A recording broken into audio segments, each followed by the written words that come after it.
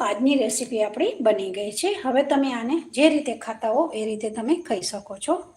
જુઓ એકદમ સરસ અહીંયા જાળીવાળા બનેલા છે, દેખાય છે એકદમ મકાઈના લોટમાંથી આપણા સરસ મૂઠિયા તૈયાર થઈ ગયા છે। અને તમે જોયું અહીંયા 2 ચમચી તેલનો ઉપયોગ થયો છે। આપણે 1 ચમચી અહીંયા મોણમાં નાખ્યું હતું જ્યારે લોટ બાંધ્યો ત્યારે, અને 2 ચમચી જેટલું આપણે અત્યારે વઘારમાં નાખ્યું છે। વઘારમાં એટલે 2 ચમચી નાખ્યું કે થોડા વધારે સોફ્ટ થાય।